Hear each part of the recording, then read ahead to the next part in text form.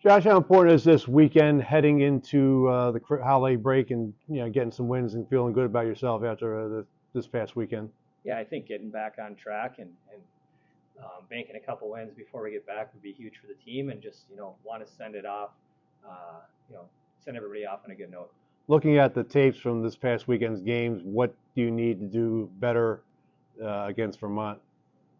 Uh, I think Friday was just, Friday was a disappointing performance. Saturday, I thought we did a lot of good things, just didn't finish, didn't get to the, traffic areas with composure. I thought we got there. We just panicked when we got the puck on our stick. So just settling down and finishing opportunities in high traffic areas. This is a team that's been scoring a lot of goals, and to see this team only get one goal each game, is that a little concerning? That the fact that, as you mentioned, maybe they were a little nervous and trying to finish those chances?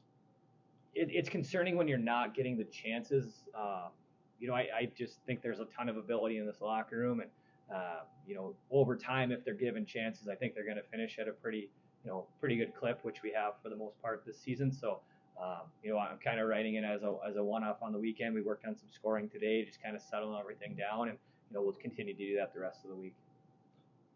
With dipping back out, into non-conference for a couple games here, what are some of the things that you can accomplish in these two games and kind of take away?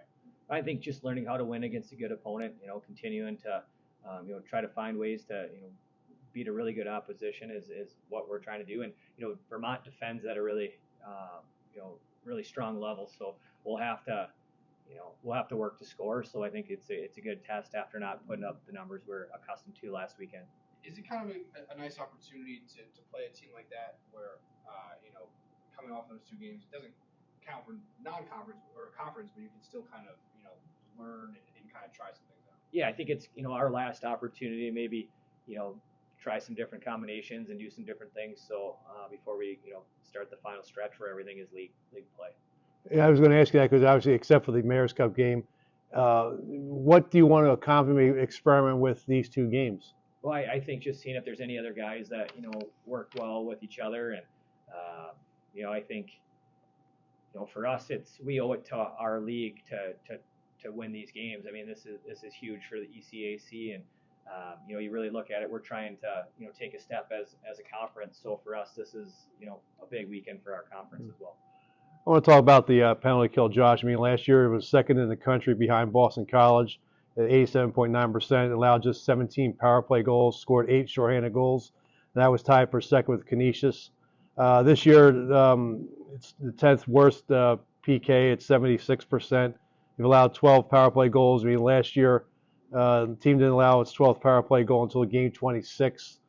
What does the penalty kill have to do to improve, maybe get back to where it was last year? Well, I think you take a look at it, like analytically, we're the number one kill in the country as far as D zone entry denials. So we're doing a good job denying entry. It's just when we get set up, we're given too many quality opportunities. So it's just keeping things to the outside and defending our slot area a little bit better. Losing guys like Ben Tucker and Billy Eamon, who are really our top two killers up front, has been we're just developing some other guys. So I think there's some things to be positive about and build around, but it's got to be an area for improvement. I mean, is it a matter of being a little more aggressive, getting sticks in lanes and all that kind of stuff? Yeah, I think it's just we've also given up a few 5-on-3 goals this year, which are we didn't put ourselves in those spots last year of 2-minute 5-on-3 penalties that we've done this season. So I think it's a little bit of just having a little bit more detail and a little bit more structure, and taking some more time to really dial it in. And then I think once you see that, you'll see us start stringing 10, 15, 20 kills in a row, where right now we haven't been able to do that. How important will that be when you get back to conference play to get that straightened out? Yeah, I think it's right now, like we're going to have a meeting on it, and in a half an hour. I think it's one of our top priorities is getting our specials dialed in for this weekend.